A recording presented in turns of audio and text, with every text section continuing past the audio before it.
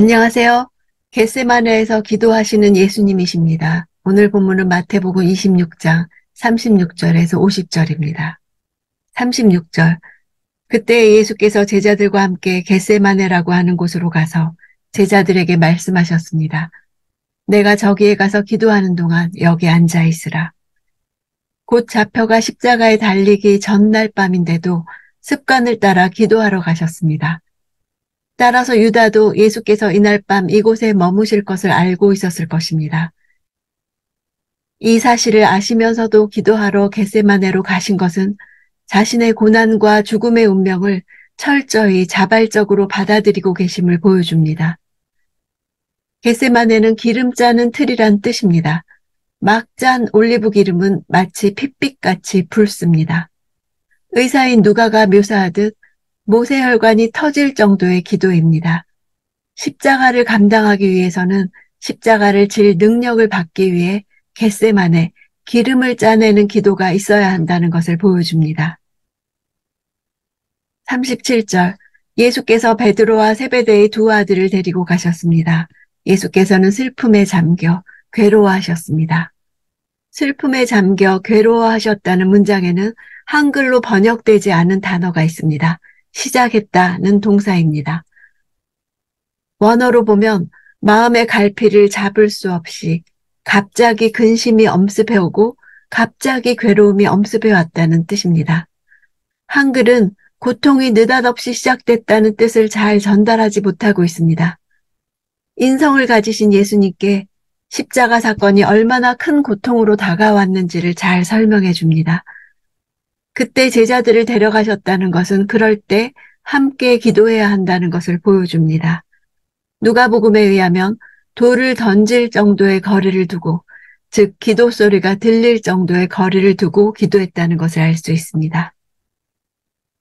39절. 예수께서 조금 떨어진 곳으로 가셔서 얼굴을 땅에 파묻고 엎드려 기도하셨습니다. 내 아버지, 할 수 있다면 이 잔을 내게서 걷어주십시오. 그러나 내 뜻대로 하지 마시고 아버지의 뜻대로 하십시오. 히브리인들에게 있어 얼굴을 땅에 파묻고 기도하는 것은 간절한 기도를 드리는 경우입니다. 마태는 바로 이런 풍습에 익숙한 히브리인들에게 예수께서 참으로 간절한 기도를 드리고 있음을 잘 전달합니다.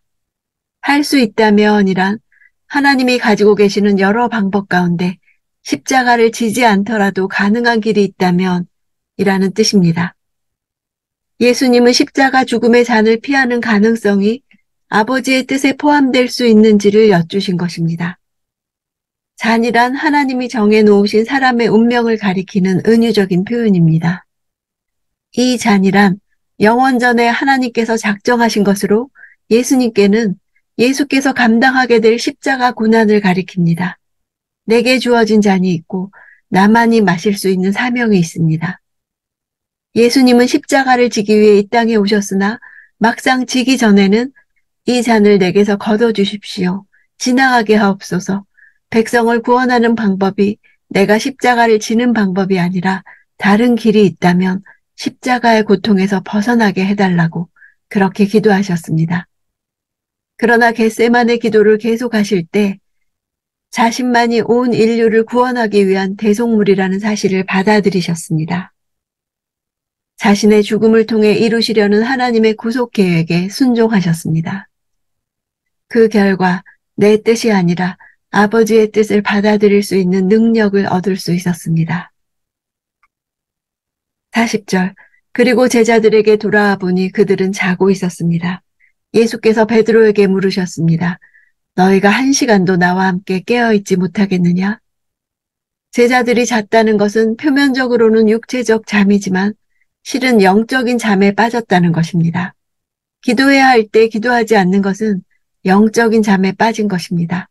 원래 잠이 많고 오늘은 피곤해서 몸이 이기지 못해서 다 표면적인 이유이지만 실은 하나님이 주신 사명에 대한 영적인 게으름과 무관심입니다.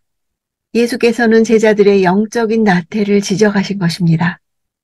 1시간은 실제 60분을 가리키기도 하고 많은 시간이 아닌 짧은 시간을 강조하는 것이기도 합니다. 제자들은 잠시도 십자가를 공유하지 못했던 것입니다. 41절 시험에 들지 않도록 깨어서 기도하라. 마음은 간절한데 육신이 약하구나. 영적 잠에 빠진 사람은 시험에 듭니다. 베드로가 직면한 시험은 예수를 부인하는 것이었습니다. 내적 의지는 깨어 기도하기를 원하지만 피곤함 등의 신체적 연약함이 그것을 방해합니다. 그것이 시험입니다. 나의 신앙적 결단과 의지를 방해하는 육체적 연약함은 무엇인가를 알 때 시험에 빠지지 않을 수 있습니다. 42절 그리고 예수께서 다시 가서 기도하셨습니다. 내 아버지, 내가 마시지 않고서는 이 잔이 내게서 떠날 수 없다면 아버지의 뜻대로 해 주십시오. 두 번째 기도는 첫 번 기도보다 진전이 있습니다. 이미 자신만이 온 인류를 구원하기 위한 대속 제물이라는 사실을 받아들였기 때문입니다.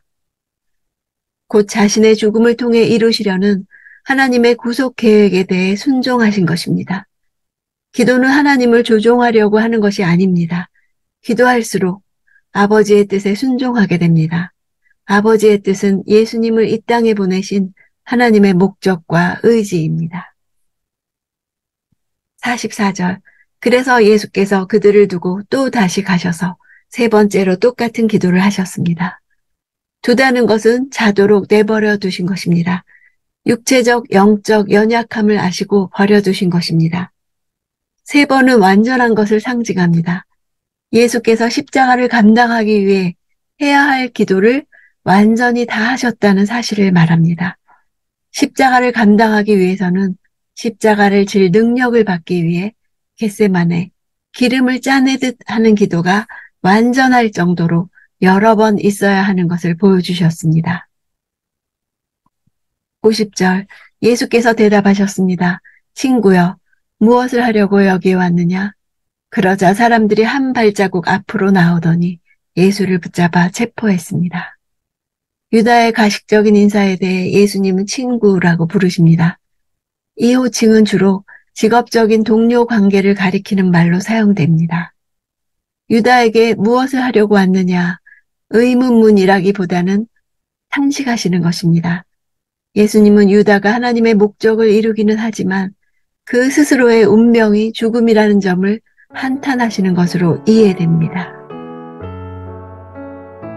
예수님은 견딜 수 없을 것처럼 보이는 어려운 때일지라도 기도할 필요성이 있다는 것을 가르쳐 주셨습니다. 자기를 죽음에서 구원하실 수 있는 분께 통곡과 눈물로 기도와 간구를 올리셨고 그의 경외하심으로 인해 응답을 받으셨다고 하셨습니다. 함께 기도하는 공동체 기도의 가치를 가르쳐 주셨습니다. 반복된 기도의 가치에 대해 가르쳐 주셨습니다. 동일한 말씀으로 3번씩이나 기도하신 다음에야 아버지의 원대로 되기를 원한다고 기도하셨고 아버지는 그 기도를 받으셨습니다. 하나님의 뜻을 아는 것과 그것을 내 삶에 받아들이며 그 과정을 통과하는 것은 다릅니다. 하나님의 뜻을 알기 위해서는 말씀을 묵상해야 하고 내 삶에 받아들이기 위해서는 기도가 있어야 합니다.